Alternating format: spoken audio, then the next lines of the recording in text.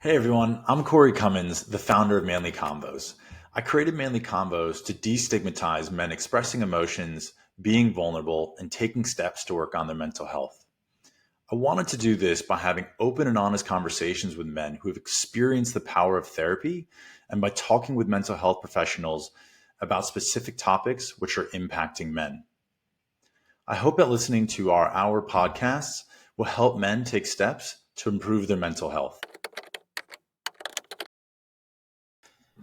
Hey, Sasha, really excited to have you here today on Manly Conversations.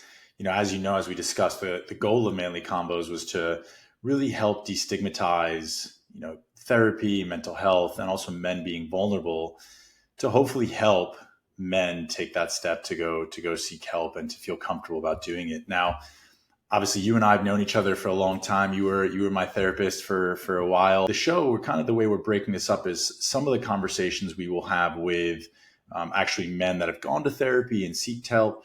But then also what I want to do is I want to talk to professionals like yourself to talk about things that you're seeing that men are struggling with, and really how can they one, learn about it, and how can we help them get better through this process and to really feel comfortable taking that step to go seek help. So before we really jump into it, it would be great if you could give a little bit of background on yourself personally, and also, what is your background from a professional standpoint? Well, thanks for having me on your Manly Talks Conversations podcast, Corey, and it's a pleasure to be here. For me, it's been a long journey in life into therapy myself, and then eventually on being a therapist. My background, I come from Russia, so that where I was born in the same city, Leningrad, where Putin was born. So we can Okay. say we had somewhat similar backgrounds in the way of like the school of life of the kids fighting other kids in the streets, and that's been the first imprint for what it's like to be a man.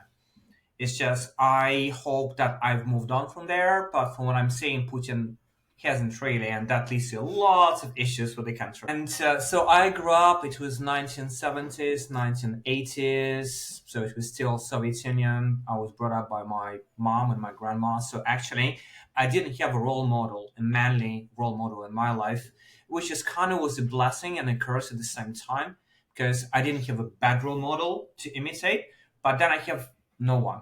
So in a way, I had to create it from scratch, and there were difficulties associated with that for sure. And as you can imagine, country was tough to live in, and I grew up with a lot of anxiety, lots of emotional suppression, lots of punishments on kind of suppressing my natural personality. That could be quite outgoing, but I was actually brought up to be very, very quiet, very anxious as a child, and so probably from the age 15, I was suffering with lots of things like anxiety, obsessive compulsive disorder, and that's what originally brought my interest to therapy. Hmm. And I tried to fix myself, to help myself, and I went in a variety of courses. There was to find out about and trainings, and that's something that helped me actually to leave Russia after I graduated. And my first education is mechanical engineering. So not the kind of the car mechanic, but more like university type with all like lasers and high speed filming and funky experiments, computer simulation, stuff like that. And it was never really my thing actually. I've always wanted to be a therapist, to help others. Always had interest in that. But at the time, it was Chechen wars, and it was like, okay, either become an engineer or you go to war and die for no good reason. Kind of like lots of Russian men are dying right now in the unfair war against Ukraine. Sure. So, and in any case, it was a stepping stone. Then I came here to England. I did my PhD. I lectured at university, and there was never really something was always unfulfilled, unrealized, and that's where I resigned. And I started first as a life coach. In fact, it was a relationship and dating coach at the time. But over time, I've realized that actually my first original idea of helping men with anxiety, with depression, with obsessive compulsive disorders, that's where my core competency, that's where my core skill and interest, and everything else is kind of offshoots of that. So I help a lot with relationships. I help them with careers, with defining their meaning in life, transitions in life. But it's all based on that having that inner peace inside, and that means being free from anxiety. So Sure. that's in brief, or not so brief, my life story. No, that's perfect. I can't even imagine growing up in Russia in the same hometown as Putin, and then moving your way over to England. One question actually I have before we really jump into it. So, what was there a reason why you started your career in NLP as a study? Was there a reason why that? Because there's many kind of paths you can take on from therapy or being a psychologist and having kind of all different types of studies and practices that you follow. For me, it's engineered to a certain degree, always in hard. It was thinking about what actually works, practically Hmm. works. So in this case, NLP was the most practical tool I could find at the time, the most efficient, the most palpable change I can help my clients with. So in this way, I didn't go through conventional routes of therapy because my perception, and maybe perception of a lot of men actually, is that airy kind of fairy therapy, feelings, touchy feely is not useful, is not that pragmatic, not that helpful, is a waste of money. And so in this case, maybe I had the same attitudes at the time. That's why I entered through NLP. And then I also did emotional freedom technique, or people know as tapping. And then it's over the years, it's more like I was starting to absorb more of a fundamental therapeutic knowledge from all the different disciplines. But again, all in spirit of what can bring the most practical change to my clients, what's most useful. Great. No, I really appreciate that because I'm sure a lot of people that are listening don't know what NLP is. So it's good for them to understand, one, what it is, and also why is it that you took that path. So I know we were having a discussion before this call around because what we want to do on during these discussions, or as I call it, mainly combos, is we Mm. want to try to pick one thing that we really focus on, talk about it for 45 minutes to an hour, make it kind of a conversation because there's a lot of ways we can go about things. And I know there's a bunch of topics that you were interested in discussing, but there's one in particular that you wanted to really bring up today. And what was it that you wanted to discuss, and why is it that you think this is actually the first conversation that you wanted to have with me that was so important? I wanted to speak about men and therapy, their relationship to therapy, why men enter therapy or why they refuse, why they stay in therapy, and what helped them to stay and what helped them to succeed through many challenges of actually being in therapy, and what makes them quit Hmm. and how that affects their lives overall. I think it's a good topic to start with because it's something that I truly believe men need if they are to overcome long-standing life challenges. Because it's possible, yes, it's possible to do it all by yourself, or to a certain extent, of course, by reading books, by watching YouTube videos, by listening to podcasts, by speaking to other men, going to training seminars. But it's again, as men, we don't actually speak to other men much about our personal issues. So in this way, having somebody who is there for you, who is there to willing to listen, to give honest feedback, who is willing to help you to feel through the feelings, to show practical tools. I think therapy is invaluable in this way. Hence, this first topic. And so to kind of move on from that, or to go deeper into that, I guess, what are the patterns that you're seeing on why people decide to make the leap? So if we start on why, and then we can go into why are people not taking it? Okay, why people do go into therapy? Yeah, exactly.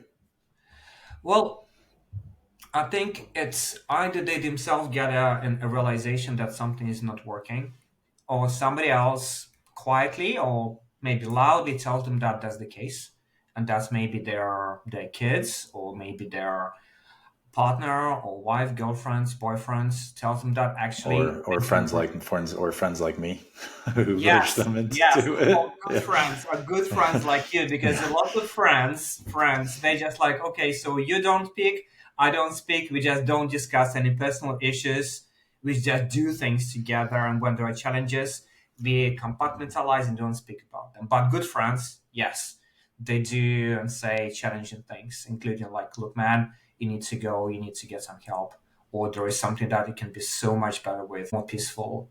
Yeah. And And what are you seeing why people don't go to therapy? Because obviously I'm sure most people deep down know that therapy can help, even if they probably don't want to believe it.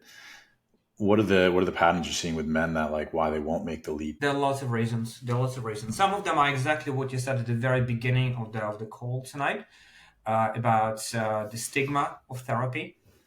And again, there is a really lack of good role models for therapists, because men, they don't speak to other men about what your therapist is like. And so in this case, men are limited to where do they see therapist in movies, right? And in movies, the therapists are atrocious. So like they range from mediocre to outright bad. And it's like I'm imagining as a man watching something like this, like, why would I go and spend my hard-earned money on bullshit like that? Hmm. So no role models. So the stigma of therapy and not believing that is going to be helpful, useful. That's probably number one. Second is the cultural, in terms of that I am as I am. I don't want to change who I am. And so that idea that therapy makes men into somebody who they're not. And so not wanting to change, not wanting to lose oneself. Other cultural expectations like men don't cry. And the overall suppression of feeling, we do live still up to this day in the culture of suppression of feelings is everywhere. It's everywhere, even for men who go into personal developments. And then there are all the role models. There are like the bodybuilders or MMA fighters or like star coaches like David Goggins or so many different ones. And a lot of it is based like, look, if we have a tough challenge, we just stuff it down and we carry on. So emotional suppression 101. And while for men who are in the army, in special forces, witnessing all the atrocities, the horrors, yeah, it may be the only survival strategy. It's like they don't have time to process. They don't have time to do anything else but to suppress it and to carry on, because the mess of their lives, their survival, and that of their friends depends on it. But once those men return back from war, again, they need therapy, because otherwise they won't be happy in their relationships, in their friendships, in their work environments. And so in this way, that's not a good advice. Just to keep on suppressing, keep on keeping calm and carrying on. And in this way, so those cultural messages, they need to change. So that's another reason. I can give you a bunch more. Would you like to hear? Of course. Yeah, let's hear 'em. Okay. Okay. So again, something that linked to suppression is not being aware of the issues. So it's thinking like, I'm okay, I'm fine. It's like, okay, I'm like everyone else. So there is no need for the therapy. It's like, okay, yeah, I'm fine. It's like I'm silently miserable, or I'm just okay. And perhaps not even having, again, models for happiness or for true fulfillment, because obviously that depends on our parents and our parents, who are kind of like just okay with their lives, surviving, doing the best for their kids, but not really happy. That's what we're used to saying. So we don't expect anything better for ourselves. Uh, Another reason may be fear of unraveling something that actually that they're just overwhelming. That's unable to man would be unable to survive, to handle being afraid, and again, suppression being the only survival strategy. It's like, okay, I can only suppress so much. If something comes up so big, what do I do with it? Do I die? Do I kill myself? So but I don't even try. And of course, the specific fears, what can come up is something really deeply seated, like I'm not good enough, deeply seated shame, inadequacy, and the whole man's personalities in their lives could be revolving again around that, proving others wrong. Like I'm gonna prove them wrong, that I'm worthy, I'm good enough. Look what life I've created for myself. But in the essence of that, there's still that insecurity, not good enough, not good enough. And so facing that is challenging. And that might, put the whole identity of a person on the line. More reasons: fear of losing control. Yeah, in terms of and actually I've witnessed lots of men sending their kids into therapy, sending their girlfriends, wives, partners into therapy, but it's like, okay, I'm fine, I'm just paying for it. Please fix her. or please Hmm. fix my kid. And so that fear of losing control and that idea that I'm right, they're wrong, they need to be fixed, I'm okay, and being afraid to move from that position to actually maybe there is something to look inside, that's a fear that prevents me from going to therapy. Also, I have two questions for you because yeah, I was writing some stuff down so I don't forget all the things you're saying. So yeah, yeah, yeah, yeah. first off, if we're gonna talk about the stigma of therapy, what is it that you think? What is the stigma that you think people see around therapy? I really like how you talked about the movies because I remember before I went to therapy when I was 25, after my mother passed, I had this view in my head what therapy was, which was very wrong. But what stigmas do you think people that they see around therapy? And like, how can you, from a professional, what can you almost debunk from that being a professional? Well, stigma number one, something I mentioned is therapy is useless. Therapy is useless, or it's going to take like 10 years, 20 years, 30 years. I don't have time, I don't have the money, I don't have the patience for it. And to debunk that is basically to say there are different kind of therapy out there. And it's definitely not a matter of going to the first guy who is just there out of convenience around the corner saying he's not so good or she's not so good as a therapist. And it's like, okay, therapy doesn't work for me. No, it's a matter of finding the right fit, finding the good therapist for you, with whom you feel that there is really some palpable change happening, something is turning inside, and there is a direction where it's going. So it's finding a good therapist, finding the good modality, find a good combination of things. And there are good questions. Again, different topic. Good questions to ask your therapist, a good things to expect to know that it's working or it's not working. That's one. Second, in terms of stigma, is the idea that again, men don't do that. It's not what we men do. We don't do therapy. Women do. They deal with emotions. They voice things out. We just keep it inside and we grunt and we push it through, and we don't need therapy. Stigma number two, again, something I mentioned before. Stigma number three is that therapy is going to turn man into some kind of not man anymore. That is going to, forgive my French, is going to like pussify them. That they're going to be all not man anymore, but kind of like womanly man or girly man. And they won't be able to relate to their friends anymore. And that their girlfriends are going to control them. And what a man wants that. So again, there will be resistance and hence stigma to that. So that's probably the top three, I would say.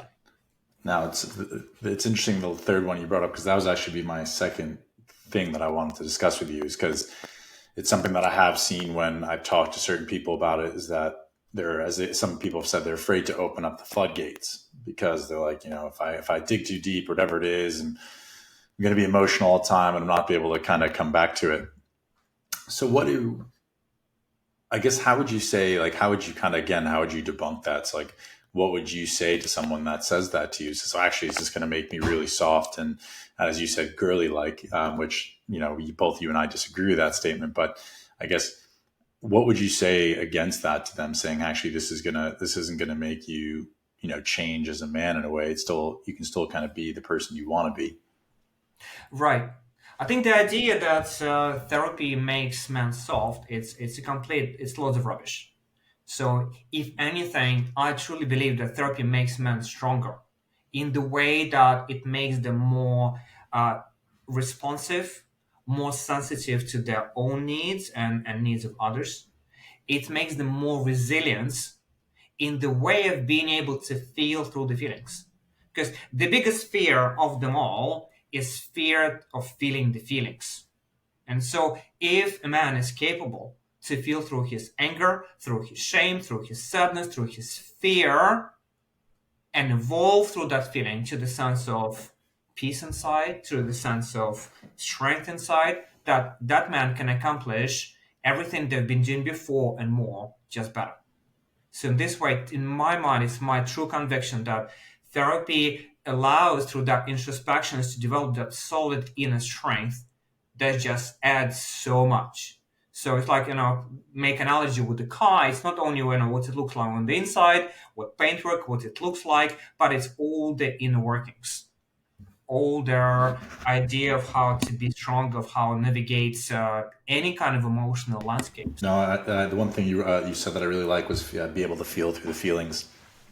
That's I could see how someone who's never been to therapy might not like that, but I think for people who've gone to therapy can really resonate with that, because it is true that, in my opinion, therapy gives you the tools to be able to process things that are happening, whether in the past or real time, or things that you might think that are happening in the future. So I think that's actually a great way to say it, even though some people that haven't been to therapy might look at that and be like, well, that I don't like the sound of that, but actually it's an incredibly powerful tool. And what men don't realize, and I say this to all my friends, men and women, when I talk about therapy, they all ask me if I get commission from like the therapy's, directory or something like that, which isn't possible for recommending it. But I always say to them, I was like, we put so much effort on eating healthy, on going to the gym and doing these things. I go, but the funny thing is you could do all that really well, but if mentally you're really struggling, that actually has a more profound impact on you than your physical. Obviously,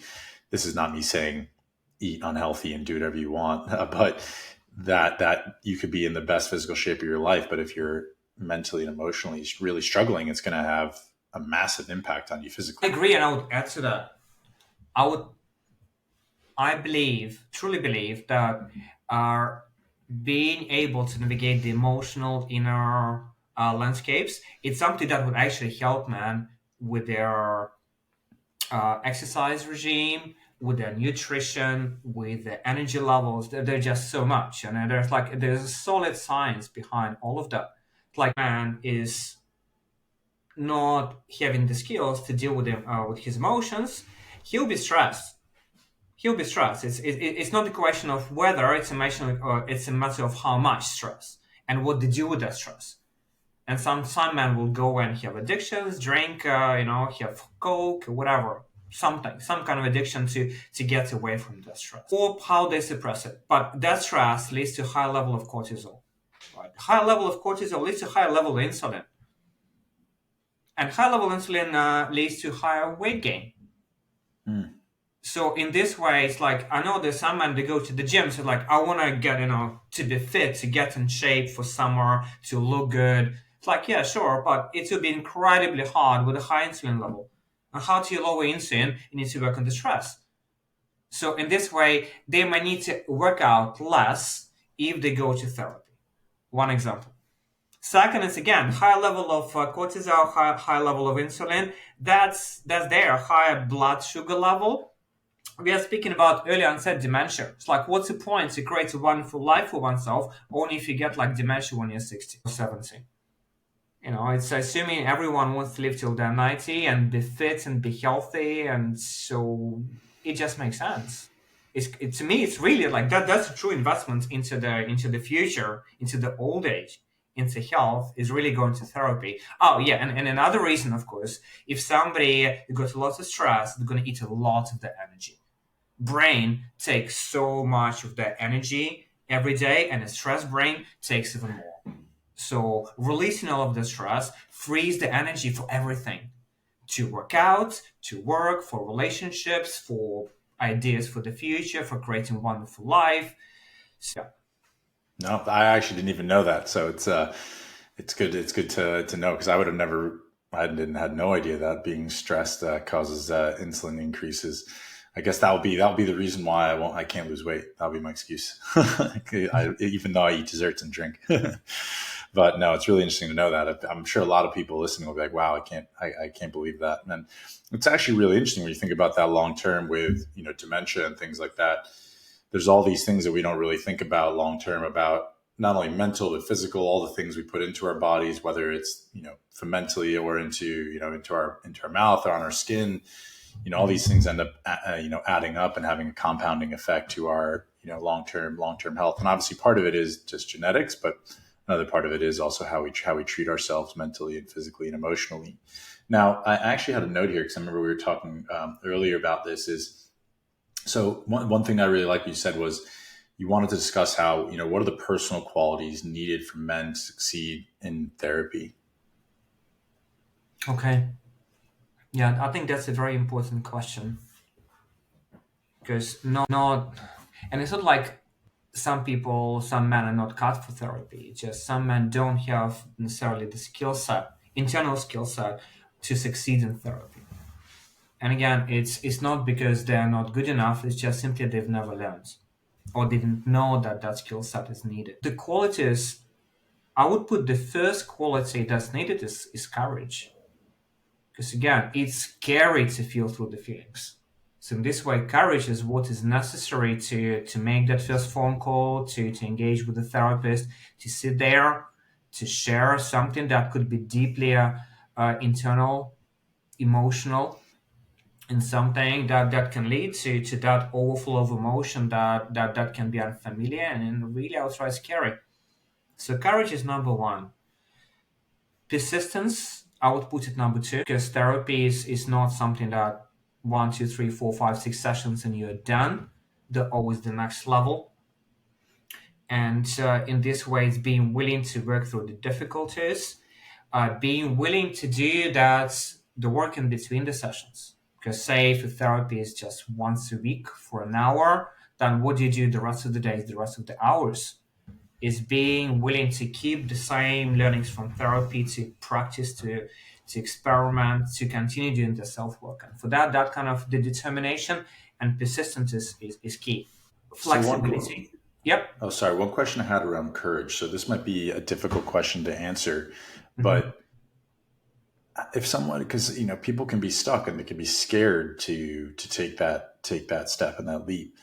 Is there any, I guess, advice or anything you can give to someone to kind of help them get over that mental block, or to maybe dip a toe in to try it, just to kind of see what it's like? So, is there any like tips you can give to someone to kind of help them gain that courage? Because to go full force, like for me, I Hmm. remember, well, besides my girlfriend at the time begging me to go for 2 years, I I was when I realized I was ready to try it. I was like, I'm not going to go to therapist first, and so I went to a social worker.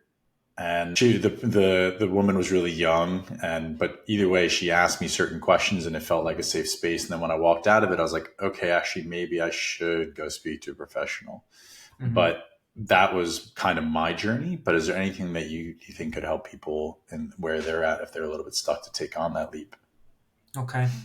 I would suggest a three-step approach. So step number one is perhaps to engage with some kind of material, whether it's books or audios, videos, however you'd like to receive information, just to get more information on the subject of self-development, self-help, emotional maturity, something kind of to ease your feet into the topic.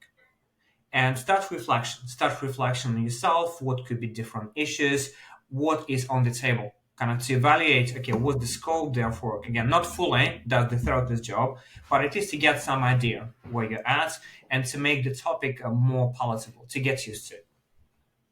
Then step number two is maybe to go in some kind of a training. That's I remember that's what I did. So I started with books first, and then I went on to my NLP trainings and other trainings. Again, there's so many different trainings, and that could be something that's provided by work, for example. It could be something in the local community center. I know some men enter into therapy through like meditation route or mindfulness route. So again, something that with less of a barrier to enter, where you would get interactive with other men on the topic, other men, other women on the topic, where you get there may be exercises where you learn something, then you practice with just your fellow um, group members and kind of doing therapy on each other in a way. And again, that's low barrier to entry, just there, not no expectations. You do what you can, they do what they can, and so after that, you already might start seeing the value of it, first of all. Secondly, it may be easier to say it's like, okay, I'm already know what kind of was there. I'm already speaking to other people, other men about my issues. Okay, it's just one more step now. Engage a professional. Step number three. Great. No, that's super helpful. Yeah, you might not be able to know off the top of your head any like two or three books you'd recommend someone to read.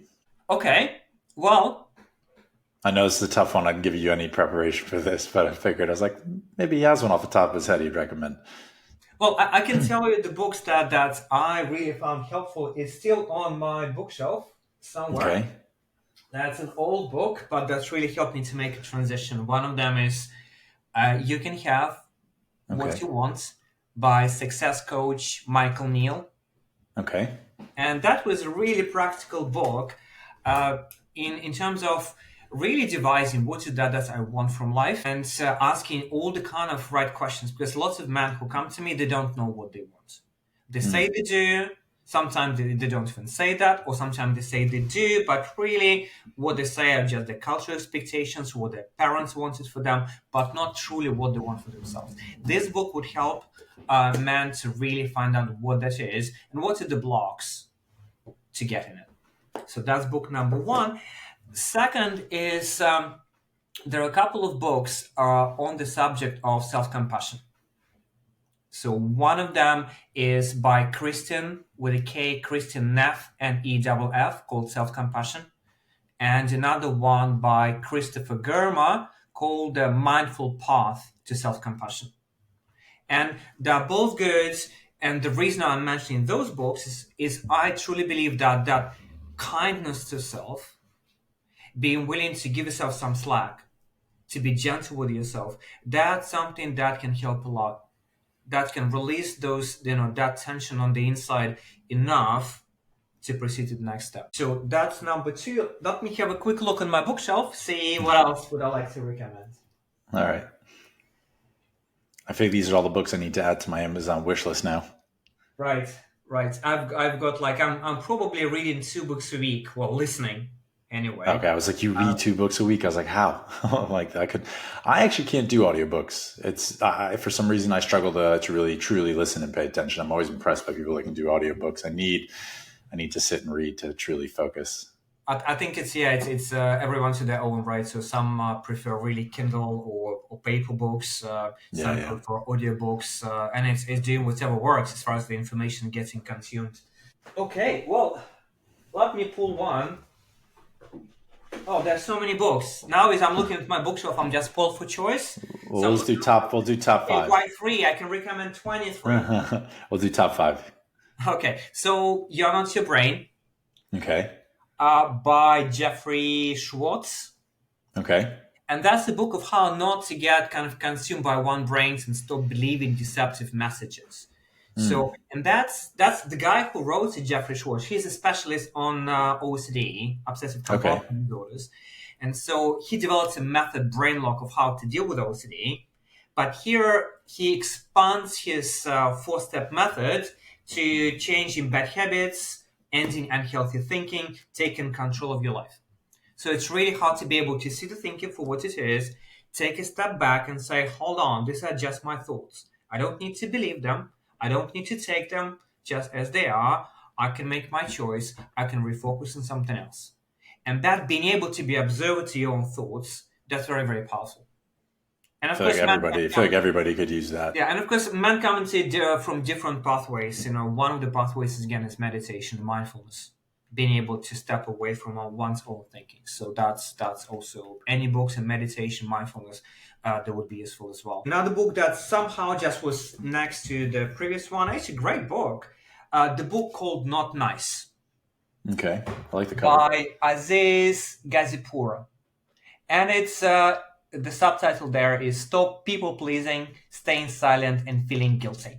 Instead, speaking Mm. up, saying no, asking boldly, and apologetically being yourself.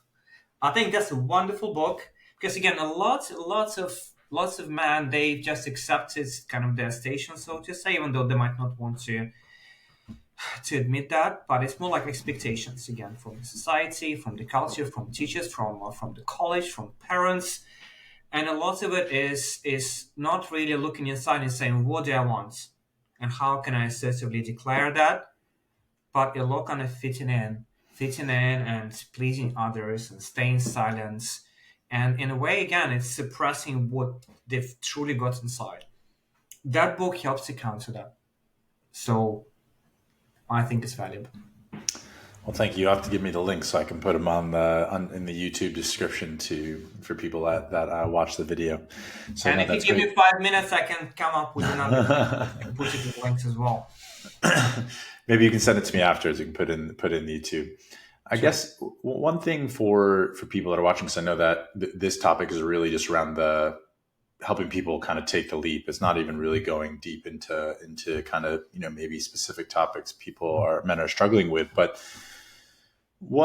how should I think that you actually talked about it earlier, and something that I hear friends talk to me about is they think it can take forever. They also don't know when it's done or when they should maybe stop doing therapy for that specific thing. Is there anything that you could help people understand around the process and maybe how someone might know when, okay, actually I've now got the tools to kind of help work on this? Because I believe therapy is not something that you're meant to do forever, but it's something you're meant to do when there's specific things you need to work on. So like I've been to therapy at different times and points in my life when whether there's something, say I broke up with a girl that I loved, or say, I started my own business and it was super stressful. So, and I saw that it was causing, giving me stress. And I was like, okay, I need to work through this. But I guess what should someone know to be able to go through the process? Be like, okay, actually, I think I know that I'm ready to kind of move away from this and be finished with this for this period in time. Hard question. Right, right. I think it's of course it's a very subjective for one to stop. So, and it's in this way, if how you're feeling inside, if you're feeling truly peaceful, joyful, happy, and again, not all of the time. No one just feel happy all of the time, right? And we, in fact, we always would have sadness, shame, fear coming up from time to time. It's just how we deal with it, how we are able to bounce back up from those feelings, how we're able to evolve from those feelings. But it's more like where is your baseline? So, in kind of you're entering therapy, one baseline, how high do you lift it? And where is that new baseline is, and then asking yourself, okay, is that new baseline is where what I'm content with, generally content with? And if the answer is yes, like I'm truly content with my life, everything's working, then that may be a good point to stop. But also, that there is the question in stopping. You're asking somebody who is a therapist, I need to have clinical supervision, which means like every month I'm going to see my clinical supervisor, and that's never going to stop. It's going to be for life. And yeah, sure, of course, we discuss kind of how I can help my clients better. But a lot of things that's, again, people might not know is that therapists speaking to their clinical supervisor, they're going to bring up their own personal stuff. So that personal stuff is worked through and it doesn't kind of leak into the therapy sessions. So it's kind of me having my own emotional self-care. And from that standpoint, it never stops. From that standpoint, it's a matter of, okay, that current guy or a woman that I'm working with in therapy, how much they help me with where I'm going with it. And it maybe it's like, okay, so the therapist gave me everything they could. Thank you. I'm deeply grateful, or maybe not so much. And then I move to someone else. Okay, what's the next thing I want to work on? And at some point, therapy might stop and coaching might begin, right? So at some point, you can say, it's like, actually, okay, I don't want to speak about my childhood anymore, or I'm totally content with how I'm kind with myself, how I'm going through my feelings, my sensitivity, my relationship. What's the next level? And then it may be performance coaching or leadership coaching if you're a manager, right? In this case, it's having somebody there to give you feedback, probably to share something new, unexpected, because they're reading their books, they're doing their self-development, hopefully. So, and in this way, it never stops. It's just it can transition from one area to another. Now, with that, I'm sure you've also seen some people end the process too early. Because I have seen people that I know be like, "Oh, I went to therapy 4 times, and Mhm. I'm good now." I'm like, "That's interesting." I go, I was trying to get fit, and I went to the gym 4 times, and not much changed. I was like, so I have a feeling that not much is going to really change with your mental health.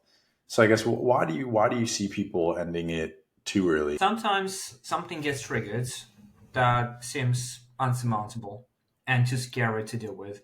And the therapist might be equipped with the tools to help the clients with. or the therapist might not be. In which case, it's not a matter of don't go to therapy. It's a matter of, okay, change the therapist. But if somebody just goes and has a couple of sessions and then they decide, okay, that I'm done, I will question, okay, if something started coming up that they don't want to deal with. In fact, I've seen people who go from one therapist to another, and as soon as the therapy process gets to something that they are deeply buried inside, and that stuff gets unleashed, they get scared, they run away, they go to different therapists. So it's being willing to stay with the process. Sometimes work through the rupture with the therapist, when there is the conflict arises, and to work through that conflict, knowing that can help to work through their internal issues. Other reasons why kind of thinking my clients, when sometimes they left, addictions.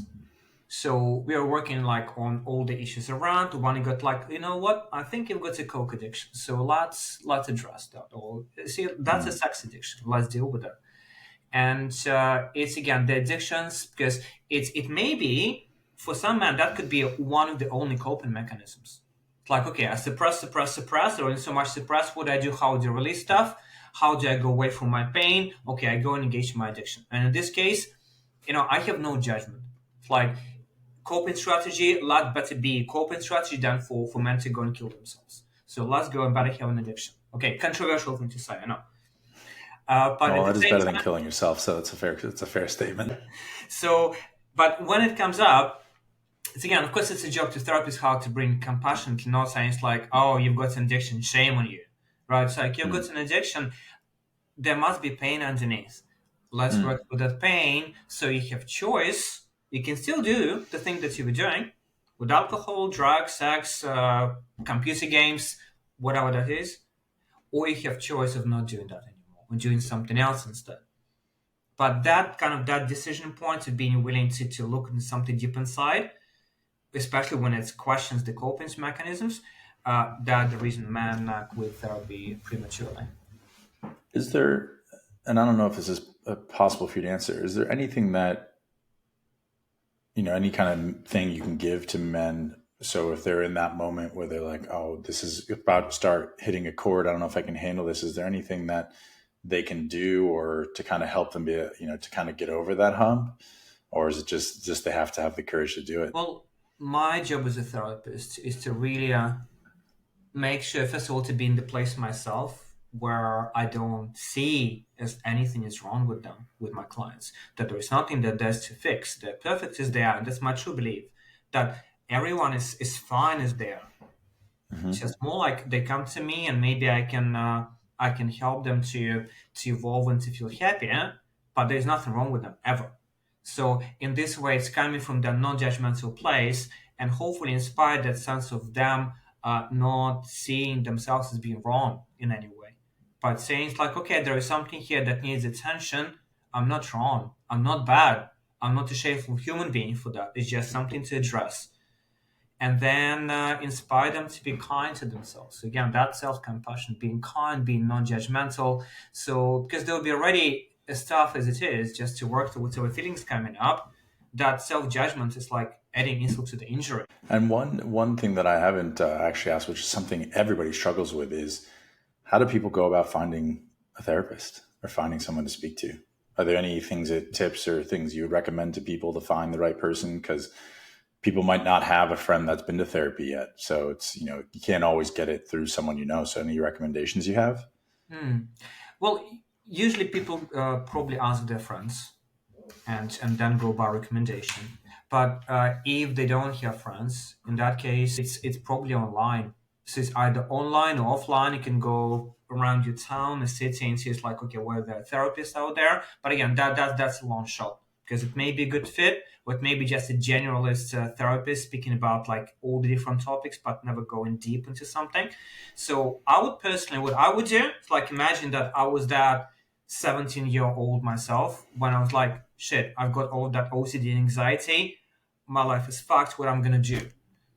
Okay, now I would go online, and first of all, I would say it's like, okay, so this is what I'm going through. Okay, what is it called? What is it? Because when I had my OCD as 13, 15, 17, 20-year-old, I was like, something is irreparably broken inside. I didn't know that OCD existed. Now I'd probably find out like, oh, okay, it's just anxiety, or it's OCD. It's not. I'm not only the only one who is uniquely wrong, afflicted with it. There are other men like that. Then I would go and look for like articles online, maybe books, and see maybe I can get in touch with the author of the video or author of that blog post or article, somebody who's writing your words resonates with me. Or even just go like, okay, so anxiety therapist near me, if it's important, for somebody to work in person.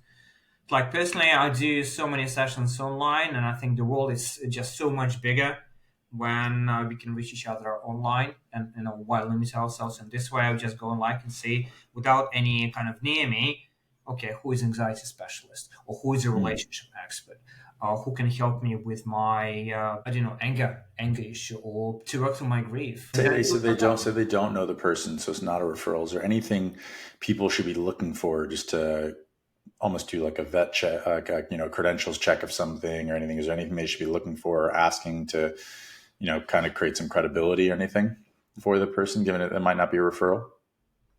Credentials check, yes, definitely. So first of all, not all men might know that, but thinking about all of my colleagues, each of them would offer some kind of initial consultation. Hmm. So it may be free, it may be paid, but it's deeply worthwhile. Not to jump in straight and say it's like I want therapy, okay, like therapy me. But it's more with a matter of like, okay, so can we just have a chat? And it could be, as simple as like 15 minutes phone call, or it could be a 1 hour online call. So it's like, okay, so I'd like to find out how you work, what you can offer me. So let me share a little bit of my story, maybe kind of not too much. How can you help me? What can you do for me? And really kind of you interviewing your therapist for what they can do for you. And among those questions could be like, okay, what's your credibility? It's like, okay, who you worked with, how you helped them before, what's your education, what's your backgrounds, and then make a decision. And also, maybe to have like initial set of sessions, whatever it is. Okay, probably not going to get much from one session, say 4 sessions, 6 sessions. Say, okay, so let's work together for 4 sessions, and then trust your intuition after that, after those 4 sessions or 6 sessions. Okay, how is it helping me? What's my feeling inside? Is it all just talk, talk, talk, or it's actually making some change on the inside? And one word of warning I would say is that don't believe just degrees. If somebody got simply just a PhD behind their name, or MD or whatever, or say that there's like they've written a book on something, it doesn't mean that they're good. People can write a great book and be a shit therapist, right? People can have a PhD in something and yet be horrible in terms of person-to-person interaction. So, okay, so pay attention to their to list of the abbreviations after their name. Okay, they mean that they've put their time into studying, but it doesn't necessarily mean they can help you. So you still need to interview them. No, all really good points. So thanks for that. Well, I don't have any other questions, for you regarding this, but is there anything else that you wanted to discuss or bring up that you think would be, worthy to kind of help people understand regarding this topic? I think we've covered lots of ground here. Yeah, yeah, I So, agree. I would think, I think it's important for men to start where they're at. And some men are not ready for therapy. And again, I don't want to make them run for it. It's like you're ready for what you're ready. And it's my deep belief that people do what they can. So in Hmm. this way, okay, maybe therapy is not palatable right now. Okay, start with self-development.